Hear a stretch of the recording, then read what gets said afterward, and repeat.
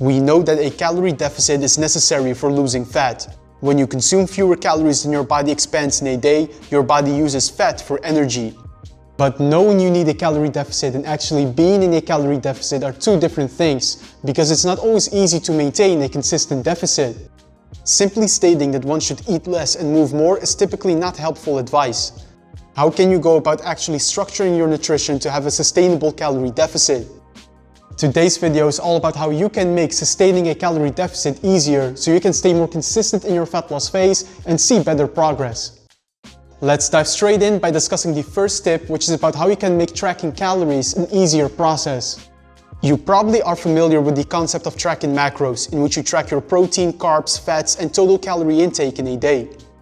Tracking your macros is quite helpful because it gives you a clear idea of what you're exactly putting into your body. If you know that you roughly burn 2,500 calories per day, then having macros that make you eat less than 2,500 calories will result in fat loss progress. However, I have found that for some people, tracking all of their macros can be quite a hassle. If you have to track your carbs, fats, and protein intake with every meal, your nutrition can become quite rigid. You basically then can only eat home-cooked meals that are fully under your control, because if you eat at something like a local restaurant with your family, you won't be able to really determine the specific macros of each food that you're eating. A more simple system I use with my clients that want to track their calories is to only track calories and protein intake rather than tracking all macronutrients. This is possible because if we look at the research, then it's actually your calories and protein intake that's driving your fat loss progress forward. In a 2017 review paper, the researchers analyzed 32 studies that compared high-carb and high-fat diets while matching calorie and protein intake. It was found that your carbohydrate and fat ratio does not impact your fat loss progress. In essence, this means that as long as you reach your calorie and protein goal, your carbohydrate and fat intake in a day can be quite flexible.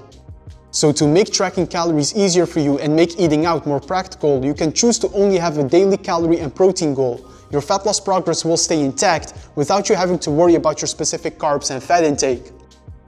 Now, the second tip is for those that don't want to track their calories at all but still maintain a calorie deficit.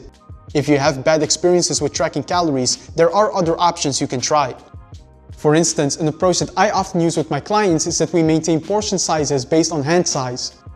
Your hand size is directly related to body size, so it's a good way to personalize your nutrition based on your needs. The average individual may consume 3 meals and 1 snack in a day. We can essentially have portion targets for each of these meals. To provide a practical example, for each meal have a palm of a carbohydrate source, a palm of protein, and 2 fists of vegetables. For the snack, we have a daily snack that is capped up to 200 calories per day. With the breakfast meal, you can replace the 2 fists of vegetables with fruits if desired. While maintaining these portion targets, you can track your progress and adjust the portion sizes accordingly. Are you making progress? Then great, we can continue. But are you noticing that your progress measures are stagnant or maybe you're losing weight too quickly? Then you can always adjust your portions accordingly. This way, you still have control over your fat loss progress without tracking calories. Another alternative you can use is intermittent fasting. We see consistently in the research that intermittent fasting helps you create a calorie deficit without having to track calories. If you fast for 16 hours in a day and have an 8-hour eating window, you will be limited in terms of how many calories you can consume on a daily basis. So if you are the type of person that does not enjoy eating breakfast anyway, using intermittent fasting is worth a try as a way to create a calorie deficit. The third tip is about having an elevated protein intake during your fat loss phase. Multiple research reviews show protein-dense foods are generally more filling than carbohydrate or fat-rich foods. So elevating your protein intake tends to make it easier to maintain a calorie deficit while still feeling satisfied. An example I like to use to drive this point home is a 2005 study by the University of Washington. When the participants increased their protein from 15 to 30% of daily calorie intake, they perceived a sustained decrease in hunger and their calorie intake dropped. So to make eating in a calorie deficit more tolerable from a hunger perspective, aim to make your meals more protein-centric. Have a dominant protein source with every meal, and this will typically leave you feeling more satisfied. The fourth tip is also about hunger management, and that is to incorporate more foods into your meals that have a low energy density. Energy density refers to the number of calories per gram of food. When fat loss is the goal, going for food options with a low energy density helps you more effectively manage your hunger. One of the main signs your nervous system uses to signal satiety to the brain is the degree at which your stomach muscles stretch when you eat. The higher the volume of the foods that you eat, the more you are able to fill up your gut and stretch the smooth muscles of your stomach. This is why foods like whole grains and vegetables tend to fill you up and allow you to eat lower calories. So to make your meals more satisfying, focus on the consumption of lean proteins, whole grains, and vegetables. You will have a large food volume for not so many calories. Now, next to having protein-rich and whole foods that fill you up, there should also be space for enjoyment in your fat loss phase. If we aim to be super strict with our nutrition and avoid all the treats you may enjoy, this can cause you to get high cravings and may even go off track with your diet. So the fifth tip is to also have moments of enjoyment in your fat loss phase. You don't have to exclusively eat vegetables, whole grains, fruits, and lean proteins. If you enjoy having a small snack like a daily chocolate cereal bar like me, go for it. If you make it fit your calories and protein targets, you can have moments of enjoyment and still make great fat loss progress. Stay flexible during a fat loss phase. No food in and of itself will cause you to gain or lose fat. As long as the meals you consume are nutrient dense and fill you up, we can also have those enjoyment moments. Tip number 6 might sound random, but it's actually quite an important one, and that is to also dial in your sleeping habits while you maintain a calorie deficit.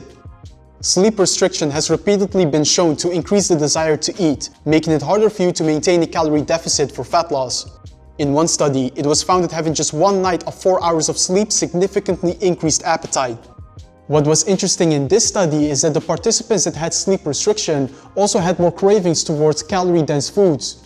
The reason sleep influences your desire to eat likely has something to do with sleep's effects on the hormones leptin and ghrelin. The hormone leptin regulates fat loss variables like your hunger and energy expenditure, while ghrelin is known as an appetite-stimulating hormone. Sleep restriction alters the levels of these two hormones unfavorably, resulting in a greater desire to eat after a night of poor sleep. For most people, aim to sleep at least 7 hours per night. The seventh tip is related to your mindset, and that is to also embrace the work that comes with maintaining a calorie deficit. We just looked into many ways you can make a calorie deficit more tolerable, but by definition, eating fewer calories in your body expense in a day is restrictive and will take some effort.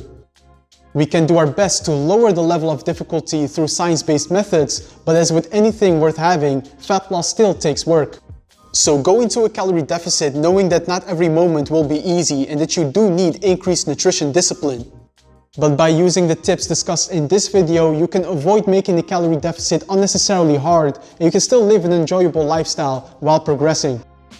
If you are interested in me personally helping you reach your fitness goals, I suggest you apply to my one-on-one online coaching service by visiting the link in my description. And that was all for today's video. I hope you now have a better understanding of how you can make a calorie deficit more manageable. As always, if you have any questions, feel free to leave them in the comments below. Also, if you found this video helpful, then leave me a thumbs up, subscribe to the channel if you haven't yet, and I will see you in that next video.